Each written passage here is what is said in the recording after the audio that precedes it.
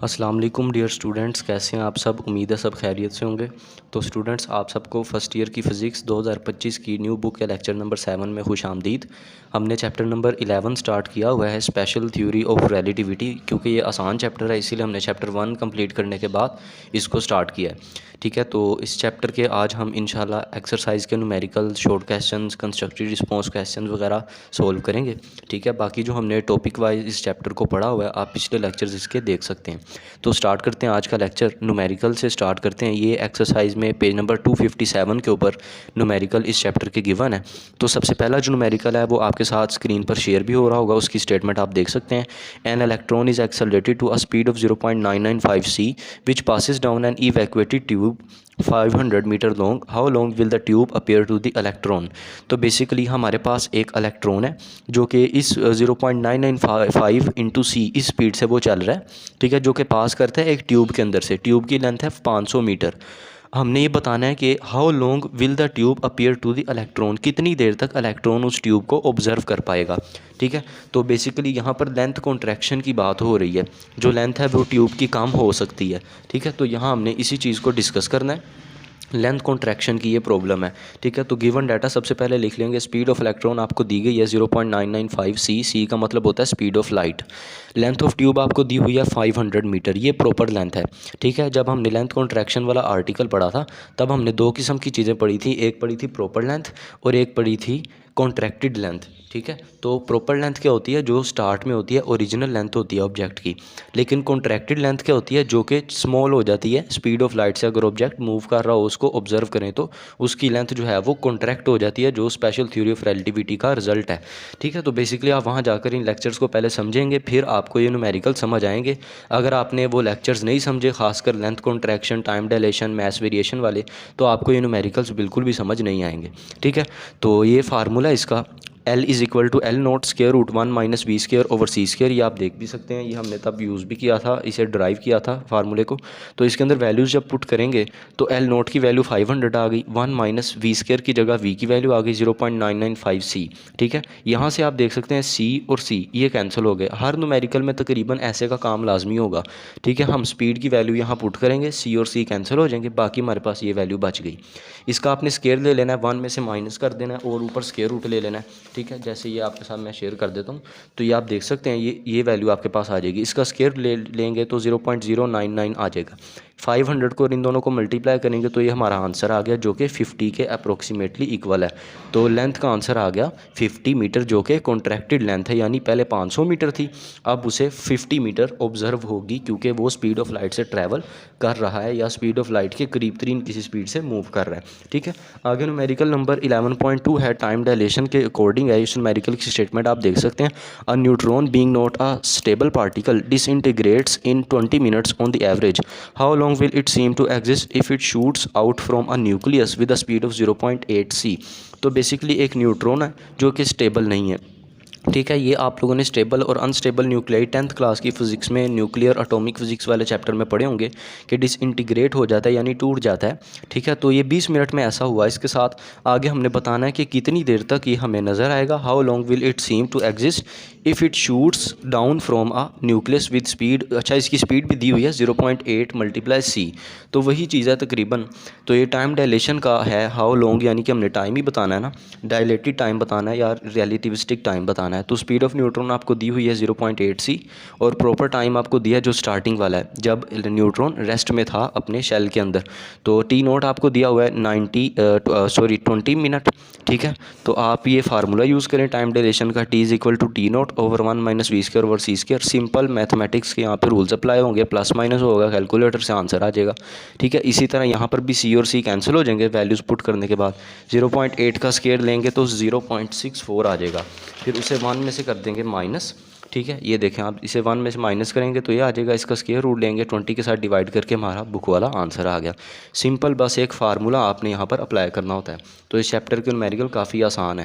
Numerical number 11.3 है, a spaceship is measured 100 metre long while it is at rest with speed to an observer. If this spaceship now flies by the observer with the speed of 0.99 c, what length will the observer find for the spaceship. तो ये numerical आप देख सकते हैं, इसमें length वगैरह की बात हो रही है, मीटर 7 यूनिट यूनिट आ रहा है तो वो लेंथ ही है, ठीक है।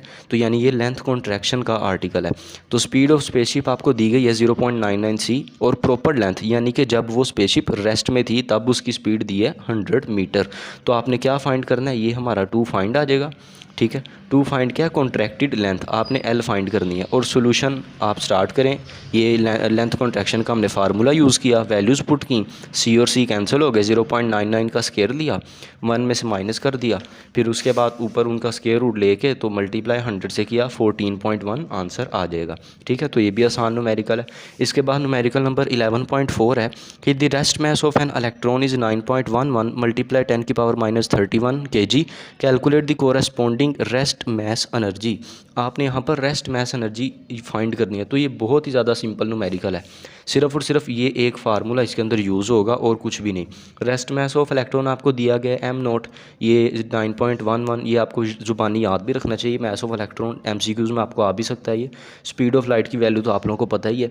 आगे रेस्ट मास एनर्जी उन्होंने क्या फाइंड करें, तो रेस्ट मास एनर्जी का फार्मूला होता है E0 = m0 c²। जब हमने ये आइंस्टाइन्स व्यू के वाला टॉपिक पढ़ा था, रेस्ट मास एनर्जी वाला या इक्वेशंस ऑफ मास एनर्जी वाला, तो तब हमने ये फार्मूला ड्राइव किया था, तो आप उस लेक्चर में इसको देख सकते हैं।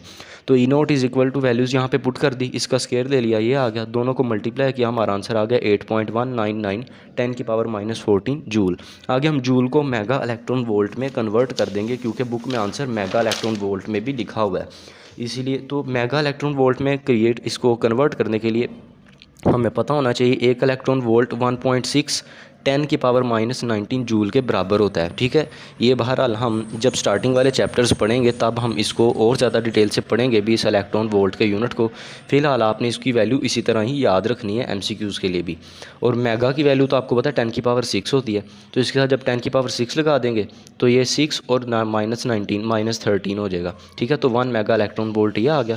आगे E0 की वैल्यू आपने ये फाइंड की हुई है, इसको इससे कर देंगे डिवाइड, तो ये मेगा इलेक्ट्रॉन वोल्ट में कन्वर्ट हो जाएगा, ठीक है। तो 0.5125 आ जाएगा, 7 मेगा इलेक्ट्रॉन वोल्ट आ जाएगा।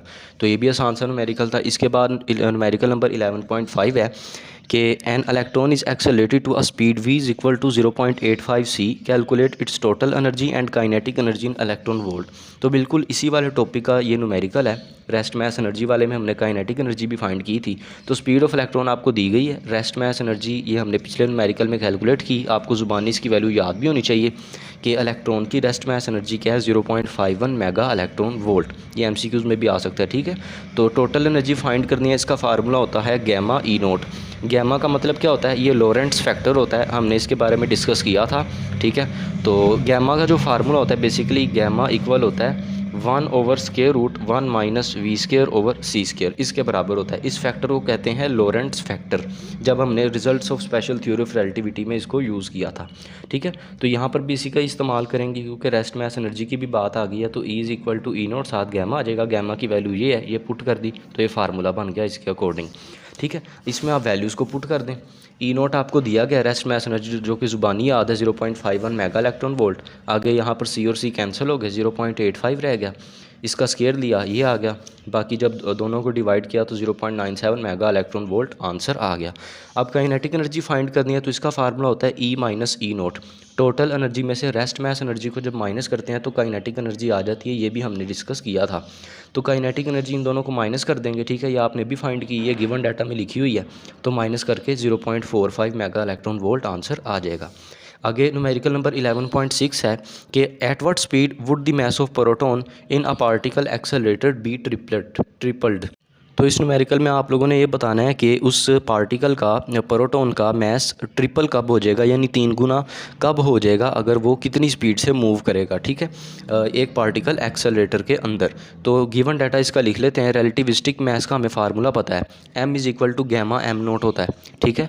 आगे m जो है वो 3m0 है। ये कहाँ से आई वैल्यू, ये इक्वेशन ये हमें गिवन दी है स्टेटमेंट के अंदर। उन्होंने कहा हुआ है कि उसकी जो स्पीड है, उसका जो मैस है वो ट्रिपल कब होगा, जब वो कितनी स्पीड से चले। तो ट्रिपल होने का मतलब यही है कि आपने 3 के साथ मल्टीप्लाई कर देना होता है, ठीक है। गैमा का आपको पता है, अभी मैंने पिछले न्यूमेरिकल में भी बताया, वो ये होता है, ठीक है। इन दोनों को जब डिवाइड किया हमारे पास यहाँ 3 आंसर आ गया गैमा का वैल्यूज़ पुट करके, ठीक है। तो स्पीड आप लोगों ने फाइंड करनी है बेसिकली इसकी, तो वो गैमा के फार्मूले से भी हम फाइंड कर सकते हैं। तो गैमा का फार्मूला लिखा 1/1 minus we square over C square, gamma की वैल्यू 3 है, इसके आगे 3 पुट कर दी, ठीक है। दोनों तरफ रेसिप्रोकल ले लेंगे, ठीक है। यहाँ से हमने v फाइंड करना है, यहाँ से हमने v को फाइंड करना है, तो दोनों तरफ रेसिप्रोकल लिया, स्केयर लिया, दोनों तरफ ये स्केयर रूट कैंसिल हो गया, ये 1/9 आ गया, ये 1 इधर जाके हो गया माइनस, ठीक है। तो यहाँ आपके पास V square over C square is equal to 1 minus 1/9 रह गया। इस चीज़ को कैलकुलेटर के ऊपर सोल्व किया शिफ्ट ABC करके, तो आपका आंसर 8/9 आ जाएगा, ठीक है।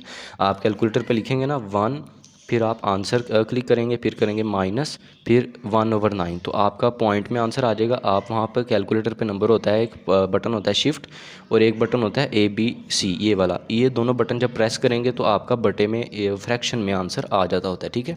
तो 8/9 इसका आंसर आ जाएगा, लेकिन यहाँ हम LCM से भी इसको सोल्व कर ही सकते हैं। तो आगे वी स्केयर ओवर सी स्केयर है, स्केयर दोनों तरफ स्केयर रूट ले लेंगे, तो यहाँ से स्केयर ख़त्म हो जाएंगे, ठीक है। इन दोनों को डिवाइड किया, ये वैल्यू आ गई, C यहाँ पे जाके हो गया मल्टीप्लाई, तो ये हमारा बुक वाला आंसर आ गया, ठीक है। तो सिंपल न्यूमेरिकल है, ये भी सिर्फ और सिर्फ गैमा के फार्मूले से इसको सोल्व किया है।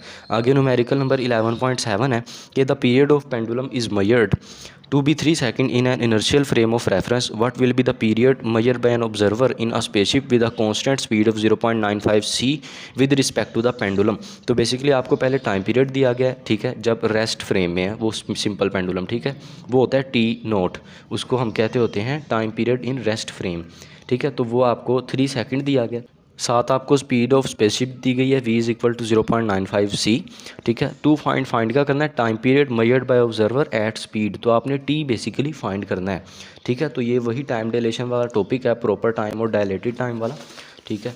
तो ये हम वही पुराने वाला फार्मूला यहाँ पर यूज़ करेंगे, t is equal to T0 over 1 minus we square c square square root, values put कर दी, T0 की जगह 3 लगा दिया, यहाँ से C और C कैंसिल हो गए, 0.95 का स्केयर रह गया। सेम पहले न्यूमेरिकल वाला काम हो रहा है हर न्यूमेरिकल में बार बार कि यहाँ C और C कैंसिल कैसे हो जाते हैं, तो पहले आप लोग उस न्यूमेरिकल को देखें।